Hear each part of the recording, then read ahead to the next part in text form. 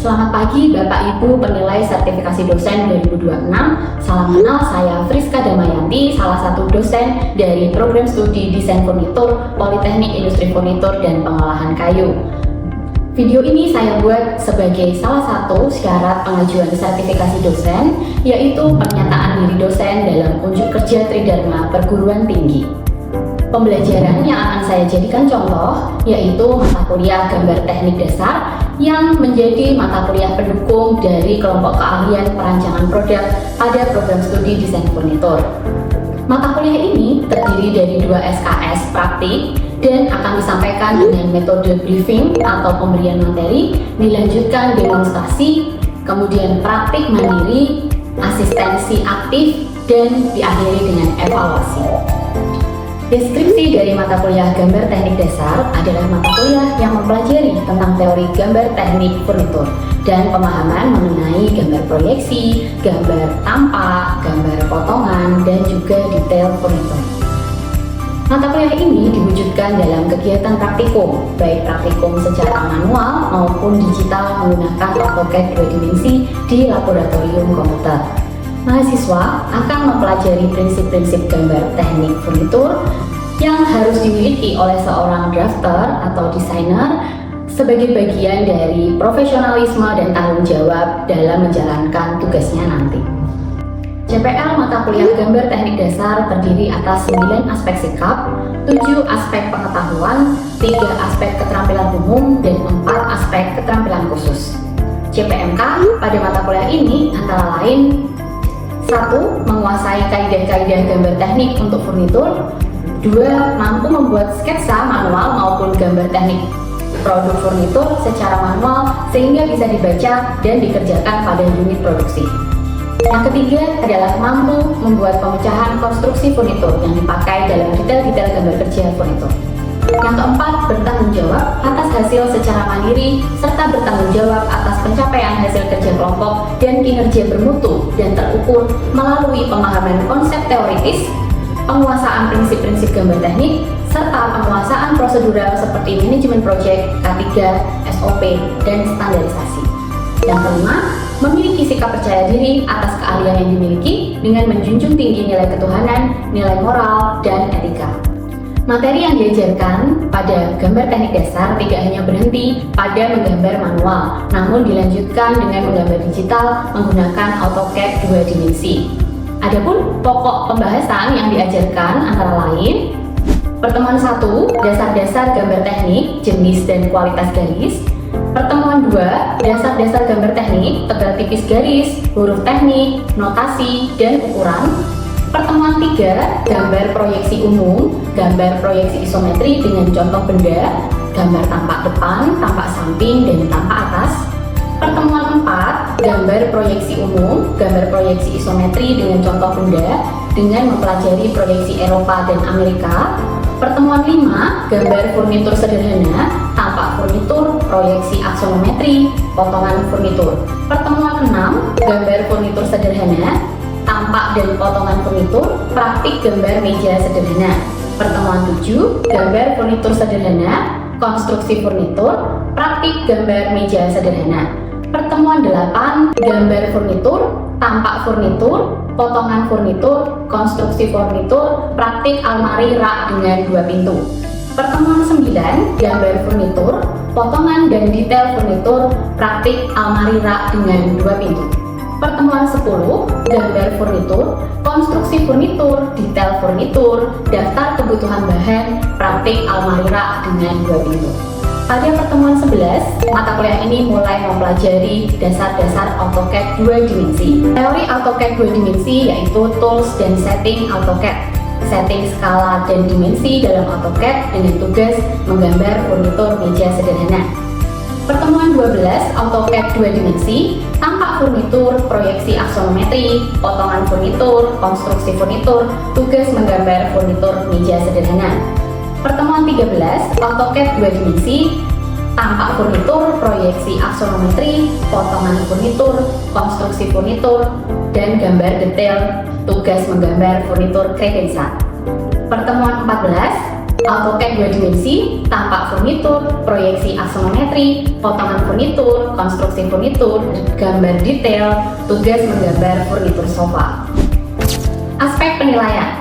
Sistem penilaian pada mata kuliah gambar teknik dasar terdiri dari beberapa aspek, yaitu ujian tengah semester dengan bobot 30%, ujian akhir semester dengan bobot 30%, kehadiran dengan bobot 10%, keaktifan 15%, dan tugas atau kuis 15%. Berikut adalah video pembelajaran yang diberikan kepada mahasiswa program studi desain furnitur secara luring atau offline. Oke, selamat pagi. Gimana kabarnya hari ini? Oke, terima kasih. Ada yang sakit hari ini? Aman semua? Sehat? Oke. Sekarang ketemu lagi ya di mata kuliah gambar teknik dasar. Kali ini di pertemuan yang dari kemarin manual ya, teman-teman sudah belajar manual, kemudian kita lanjut ke lab komputer untuk mempelajari gambar teknik dasar yang di manual kemarin kita digitalkan, gitu ya. Oke, sekarang sebelum mulai pembelajaran, kita mulai dulu dengan doa. Boleh dipimpin dulu? Siapa yang memimpin? Mau Mas Alfat? Oke, terima kasih Mas, silakan. Di depan dulu siapa sebelum kita mulai pembelajaran pada pagi hari ini, marilah kita berdoa menurut kepercayaan dan adat masing-masing.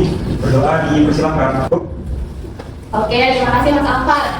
Oke, di pertemuan kali ini coba kita refleksi dulu ya di pertemuan yang sebelumnya di GTD manual, gambar teknik dasar manual atau belajar di lab gambar manual gitu. Nah, kan udah banyak mempelajari banyak hal ya. Nah, kira-kira ada nggak yang mau meresum atau berpendapat gitu? Apa aja sih yang bisa dipelajari dari gambar teknik dasar manual yang sebelumnya sudah kita pelajari? Siapa yang mau berpendapat? Boleh? Ya. Oke, silakan. Nah, kemarin kan kita udah belajar bentuk garis, terus juga ada skala, terus juga proyeksi sama isometris itu. Oke, masih ingat ya? Cara gambarnya juga masih ingat semua kan ya? Oke, secara manual masih ingat ya? Nah, nanti kita akan pelajari itu di AutoCAD gitu ya. Mungkin ada yang menambahkan lagi tadi pendapat dari Mbak Bunga, masih ada yang kurang, intinya apa intinya? Coba, Mas Reza, silakan. Itu gambar bill of material agar gambar yang dari gambar itu bisa langsung diproduksi dan menjadi barang yang Oke, jadi mungkin saya tambahkan ya Mas Reza ya. Jadi goalsnya itu apa sih kita belajar gambar teknik dasar gitu kan ya. Selain ada proyeksi, konsep proyeksi itu sendiri, gimana sih furnitur kalau misalnya dilihat dari depan, tampak samping, tampak atas kayak gitu ya, itu kan butuh pemahaman. Nah, kemarin kita sudah belajar di situ. Nah, kemudian ada juga bill of material ya. Bill of material artinya dari bill of material itu furnitur itu bisa diketahui butuh bahannya itu berapa sih gitu ya. Supaya apa? Goalsnya nanti gambar kerja ini bisa dioper ke bagian produksi untuk diproduksi di unit produksi, sehingga desain yang tadinya berupa gambar di sebuah kertas ya atau file PDF dan sebagainya itu bisa diwujudkan dalam sebuah furnitur yang real kayak gitu ya. Nah, itu adalah tujuan kita belajar gambar teknik dasar gitu. Oke, jadi kan kita sudah belajar banyak ya, kita ngerjain beberapa project furnitur gitu di gambar manual. Nah, sekarang kita masuk ke gambar digital, yaitu pakai AutoCAD 2D. Nah, kenapa kita juga harus belajar double gitu antara manual dan digital? Mengapa kita juga harus mempelajari gambar teknik secara digital gitu? Ada yang mau berpendapat? Saya? Ya, silakan Mbak. Karena kalau di perusahaan anak industri harus serba cepat semuanya. Nah, kalau gambar manual itu menurut saya terlalu lama tuh. Kemarin ini ya, apa namanya, banyak menghapus gitu ya, terus kertasnya lecek gitu. Nah, itu salah satu kendala di gambar manual gitu ya. Benar sekali Mbak Bella, jadi itu sudah tidak memungkinkan ya untuk menggambar secara manual. Nah, biasanya manual itu membantu kita buat jajakan aja, tapi draft atau berkas yang dikirim ke unit produksi itu biasanya digital gitu, pakai software AutoCAD 2D misalnya atau software-software lain yang memungkinkan gambar teknik seperti proyeksi, isometri dan sebagainya. Nah, sebenarnya untuk AutoCAD sendiri digital itu nanti bisa dipelajari sampai ke 3 dimensi gitu. Tapi kita di semester 1 ini fokus untuk mempelajari drafting dulu. Jadi fokus di AutoCAD 2D. Gitu ya. Oke. Nah, mungkin sebelumnya saya ingin menyampaikan dulu, walaupun ini mata kuliah praktikum ya, tapi sebelumnya kan AutoCAD 2D ini kan toolsnya ada banyak ya. Jadi ini saya akan jelaskan dulu teori-teori tentang AutoCAD 2D, gitu ya. Oke, Oke, tentang AutoCAD 2D. Nah, untuk pengertian ya, ini juga perlu saya jelaskan ya. Jadi AutoCAD ini adalah salah satu software yang membantu biasanya desainer dalam mewujudkan desainnya begitu. Nah, biasanya yang menggunakan AutoCAD itu bisa arsitek ya, kemudian ada engineer juga, teknik sipil itu biasanya menggunakan AutoCAD juga. Nah, salah satunya juga peran kita sebagai desainer furnitur. Nah, kita akan menggunakan software ini untuk mempersiapkan gambar kerja yang cepat dan akurat. Seperti yang disampaikan Mbak Bella tadi ya, kita membutuhkan waktu yang cepat untuk memproduksi sebuah gambar kerja furnitur. Nah, AutoCAD sendiri ini merupakan gabungan dari Auto yang merupakan nama ciri khas dari pengembangnya ya, yaitu Autodesk dan CAD. Kemudian CAD sendiri merupakan kebalikan dari Computer Aided Design. Nah, ini hanya sekedar background ilmu pengetahuan tentang AutoCAD ya. Kemudian AutoCAD sendiri bisa memuat gambar 2D dan juga 3 dimensi ya. Nah, yang akan kita fokus pelajari hari ini adalah gambar 2D gitu. Kemudian fungsinya antara lain membantu perencanaan dan perancangan sebuah objek ya. Objeknya bisa macam-macam. Kalau arsitek biasanya di bangunan ya, denah, kemudian potongan sebuah bangunan begitu. Kemudian kalau di furnitur kita menggambar furnitur itu sendiri ya. Kemudian juga membantu dalam pembuatan desain gambar kerja. Biasanya gambar kerja itu terdiri dari tampak atas, tampak samping, tampak depan ya, supaya orang-orang yang memproduksi gambar itu, mungkin juga klienmu itu akan mengetahui, oh ini tampak depannya seperti ini, tampak sampingnya seperti ini, dan tampak atasnya seperti ini. Kemudian fungsinya juga membuat gambar bisa 2 jenis. Jadi ada beberapa model di AutoCAD, salah satunya model drafting dan juga 3D modeling. Nah, ini perbedaan AutoCAD 2D dan 3D. AutoCAD 2D kita bisa melihat 2 dimensi saja ya, 2 dimensi atau 2 sumbu. Kita sebutnya sumbu XY ya. XY artinya AutoCAD 2D ini merupakan gambar yang dilihat dari atas, top view. Jadi kayak kita melihat ubin ini ya. Ubin ini adalah bentuk dari AutoCAD 2D, punya panjang dan lebar mengikuti sumbu X dan Z begitu. X dan Y ya, X dan Y. Kemudian kita bisa menggambar sebuah objek hanya dari satu bagian sisi saja. Misalnya saja kita menggambar sisi samping atau tampak depan ya, atau tampak atas. Jadi salah satu aja karena hanya punya 2 sumbu ya. Kemudian untuk AutoCAD 3 dimensi itu adalah kita bisa menggambar dari 3 sumbu yaitu X, Y, dan Z. Jadi benda yang tadinya itu hanya 2 dimensi itu mempunyai satu ukuran lagi yaitu ketinggian atau ketebalan. Nah, ini memungkinkan teman-teman untuk membuat desain 3D modeling ya. Jadi furniturnya langsung dibuat 3 dimensi. Kemudian untuk kelebihan-kelebihannya, ini AutoCAD ini bisa digunakan di semua bidang yang berhubungan dengan gambar teknik. Artinya file AutoCAD ini bisa diekspor di beberapa aplikasi lain untuk digunakan kembali atau dimodifikasi. Kemudian juga bisa digunakan untuk CNC ya dan 3D printing. Jadi dengan sumber file yang sama nanti bisa diekspor dalam bentuk yang lain. Kemudian AutoCAD mampu render dengan hasil yang cukup realistis. Namun di desain furnitur ini nanti untuk rendering kita bisa pakai aplikasi lain yang lebih indah ya, hasilnya itu lebih menyerupai realistis begitu. Jadi AutoCAD untuk membantu kita ketika mewujudkan gambar kerja saja. Kemudian next masuk ke toolsnya AutoCAD ya. Teman coba buka AutoCAD ya. AutoCAD-nya dibuka di komputernya masing-masing. Coba. Nah, teman-teman lihat pada tampilan AutoCAD ya. Ini ada yang namanya drawing toolbar. Drawing toolbar ini ada beberapa komen ya. Komennya itu sesuai dengan gambar yang diwujudkan. Misalnya aja line berarti menggambar garis gitu kan ya. Nah, kalau misalnya polyline berarti menggambar garis yang lebih dari 1, teorinya seperti itu. Tapi nanti kita akan coba langsung praktek aja ya di AutoCAD masing-masing. Teman-teman juga boleh langsung membuka AutoCAD-nya, buka new file, kemudian coba drawing toolbar-nya masing-masing gitu. Kemudian ada komen poligon, itu juga bisa menggambar poligonnya bisa macam-macam ya. Mau sisi berapa, mau hexagon, mau oktagon, kayak gitu bisa disesuaikan. Nanti kita praktek bareng. Kemudian ada rectangle berarti menggambar apa kalau rectangle? Persegi ya, persegi. Nanti kita juga akan bisa masukkan panjang kali lebarnya itu berapa. Kemudian ada circle berarti lingkaran. Kemudian ada beberapa komen ya, ellipse, head, stable. Nah, ini kita akan coba ya satu persatu.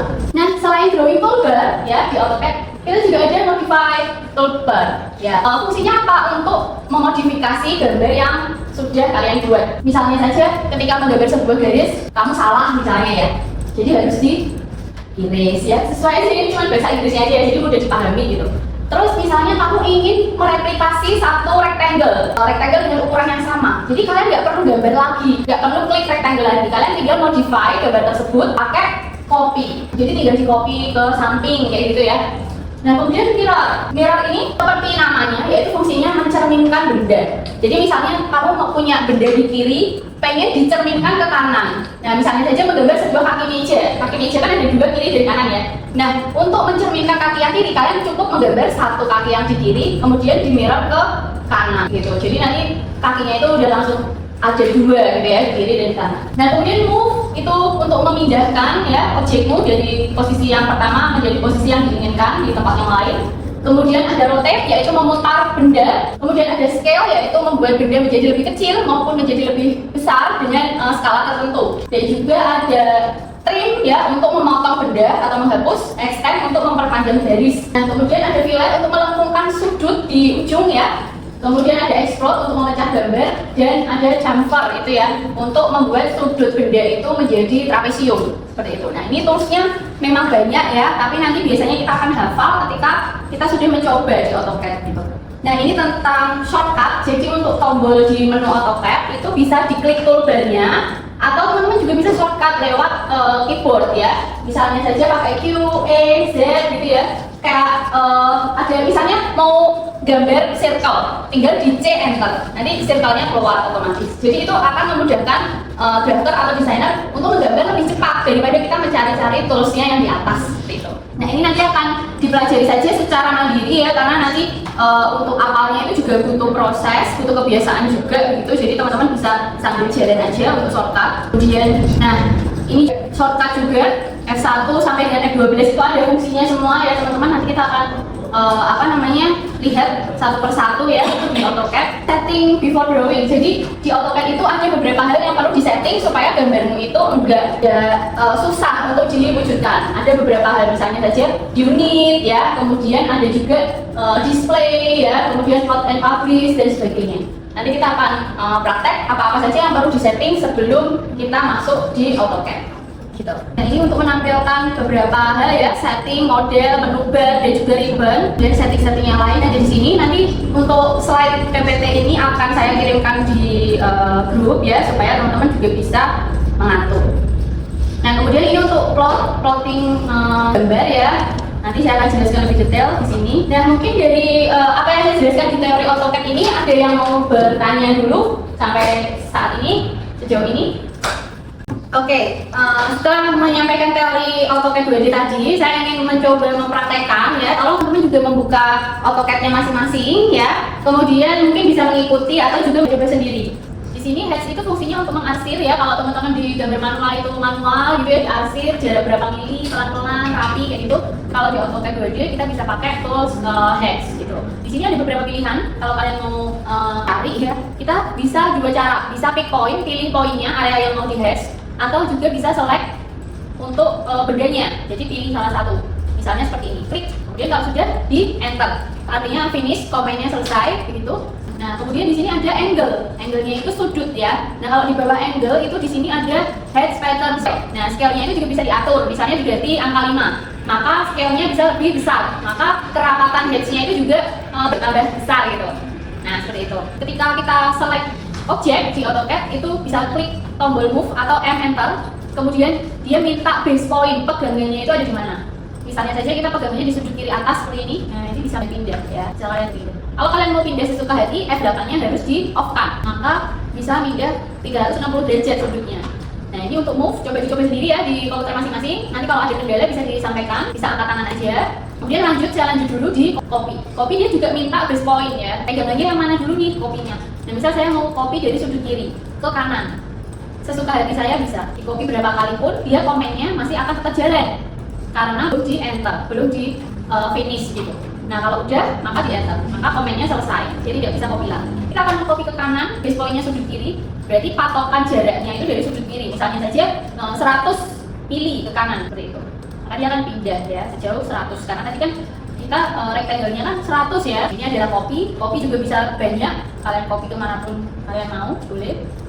Bisa ke bawah juga, seperti itu ya. Kemudian ada ya teman-teman, di situ ada rotate tentu saja intinya buat memutar ya. Misalnya seperti ini, kita rotate, kita putar, sumbunya di mana? Kalau kita sumbunya di base point-nya di sini, Maka, nah ini jangan bingung kalau misalnya ternyata nggak bisa diputar karena F8-nya nyala, jadi nggak mungkin dia mau diputar 360 derajat, dia maunya per 90 derajat. Jadi F8-nya harus dinyalain, maka kalian bisa rotate sejauh yang kalian mau. Misalnya saja sudut 45 derajat, maka dia akan berputar sejauh 45 derajat. Kemudian ada mirror, ini fungsinya untuk mencerminkan bendamu ya. Misalnya klik MI, enter, kemudian bendanya dipilih, kemudian enter lagi, kemudian dia minta mirror line-nya. Jadi kayak cerminnya itu mau di mana seperti itu. Nah, maka kalau misalnya kita mau mencerminkan benda ini ke kiri atau ke kanannya, maka kita bikin mirror line-nya vertikal ya. Misalnya saja first point-nya di sini, second line-nya di sini. Nah, kemudian ada pilihan lagi tuh, erase source object. Nah, mau menghapus yang aslinya atau tidak. Kalau misalnya tidak, tentu saja tinggal dijawab no. Misalnya no. Nah, maka objek yang asli itu akan tetap ada di kiri. Kemudian ada juga di sini namanya scale ya, scale. Misalnya saja saya ingin merubah benda ini menjadi 2 kali lebih besar, maka kita bisa pencet scale, SC enter, kemudian pilih objeknya, enter, kemudian dia minta base point-nya, misalnya base point-nya di bawah gitu, terus dia minta, nah ini bisa kecilkan ya. Kalau misalnya kita mau besarkan 2 kali lipat, maka kita masukkan 2, enter, maka dia jadi 2 kali lebih besar. Begitu juga untuk circle, misalnya saja kita punya circle gitu ya di sini ya. Nah, circle ini akan kita ubah 2 kali lebih besar. Jadi di scale, kemudian base point-nya misalnya saya centernya, kemudian diklik, pencet 2, maka circle-nya akan 2 kali lebih besar. Nah itu fungsi scale ya di sini. Kemudian ada lagi fungsinya ya delete. Ini dia membuat lengkungan di sudut yang lancip. Nah kalau misalnya kita klik ini, kemudian first objeknya itu di sini di bawah ada pertanyaan ya. Di sini ada undo, polyline, radius, trim, multiple. Nah kita pakai radius. Kita mau bikin radius berapa sih? Maka untuk radius kita harus ketik R ya. Di sini R. Nah untuk masukkan radius misalnya saja saya masukkan radiusnya 10 begitu. Nah maka dia minta first objeknya yang mau dilengkung itu yang mana? Yang ini. Saya pingin yang di atas ini ya misalnya. Berarti first objeknya ini, lalu second objeknya yang ini. Nah maka bentuknya dari sudut dia akan menjadi sebuah lengkungan. Kemudian ada trim juga. Trim ini fungsinya untuk menghapus ya segmen dari benda seperti itu. Ada juga yang namanya extend ya, itu untuk menyambung dari sini ke sini. Jadi extend itu misalnya kalau ada garis seperti ini, kemudian ada garis yang berpotongan tapi tidak sampai, maka bisa diperpanjang. Nah misalnya seperti ini ya, jadi bisa banyak modify, maka teman-teman bisa pelajari masing-masing. Kemudian yang terakhir ada offset ya, yang paling penting. Offset itu memungkinkan untuk membuat garis masuk ke dalam atau keluar gitu, selapis gitu. Nah misalnya saja jarak offsetnya 10 ya, nanti select objek bisa ke dalam itu berjarak 10, bisa di repeat. Atau mungkin juga offsetnya ke depan, ke keluar gitu. Nah maka akan berlapis-lapis seperti ini. Nah itu beberapa modify, masih banyak yang bisa dieksplor. Untuk selanjutnya mungkin kita bisa langsung masuk ke ya, etiket polyphonica. Nah contohnya seperti ini, etiket polyphonica. Nanti teman bisa praktek langsung. Nanti kalau ada kendala bisa angkat tangan saja. Nanti saya akan maju datang ke meja teman-teman untuk membantu teman-teman semua. Nah etiket polyphonica ini sendiri ukurannya A3 ya. Untuk kertas A3 ukurannya 420 kali 297. Nah nanti disesuaikan saja di AutoCAD, bisa digambar seperti itu. Silahkan dibuka lembar AutoCAD-nya, kemudian kita akan fokus menggambar di etiketnya seperti ini. Oke. Gimana mas? Oke. Nah ini etiketnya coba ya udah benar atau belum? Ini tadi adanya berapa? 420 ya, benar ya 420. Nanti 297. Nah ini udah benar. Nah untuk membuat garis di dalam garis itu tadi, itu kan kita tentukannya kan masuk ke dalam sejauh berapa? 20 untuk yang sebelah sini. Nah yang sebelah sini kan 10. Nah sedangkan kalau kita bikin digital itu nggak perlu dibikin 20 kecuali kalau di apa namanya ya, kalau dijilid. Misalkan di kata ini nanti akan dibuat PDF ya. Jadi kita nggak perlu bikin satu seperti ini karena itu kelamaan. Jadi kita bisa pakai modify karena rectangle-nya udah jadi udah benar Mas Iqbal di sini. Nah kita bisa pakai offset kayak tadi yang saya praktekkan itu bisa masuk. Nah ini kan kita mau masuk sudah tahu sejauh berapa, nah, maka bisa klik ini offset, kemudian dia minta distance-nya berapa, jaraknya berapa. Berarti bisa dimasukkan berapa jaraknya? 10. Ini ketik dulu angkanya 10. Terus enter. Nah terus kan dia mau nanya itu yang mau di offset yang mana gitu. Klik. Jadi kalau mau di offset ke dalam berarti kursornya ditarik ke dalam. Nah jadi udah langsung jadi satu tiket keseluruhan. Nah untuk yang ini bisa itu kan jaraknya kan per 25 ya. Kalau pakai tools modify itu gimana coba cara buat ininya? Kan 30 ya kalau buat tabel seperti itu. Misalnya ya, ini kan tadi kan bikinnya kan rectangle ya. Nah itu juga harus selalu bikin dari rectangle gitu. Biar lebih mudah kita kan tahu jalannya itu. Kita bisa pakai bantuan misalnya kayak gini kan hanya sekitar 30 ya. Nah kesananya nanti eksekusi kesananya kan langsung jaraknya. Ini kan kita udah punya satu dari sini. Nah ini bisa dioset lagi. Itu kan jaraknya 4 kali. Makanya kita bisa masukin distance yang 25, 2, 3, 4. Terus dioset lagi berapa berarti? Oke, juga dioset. Oh ya, terus masukkan angkanya berapa? Nah, yang mau dioset. Nah, terus itu 32. Pasti oset lagi. Dimasukin dulu distance-nya.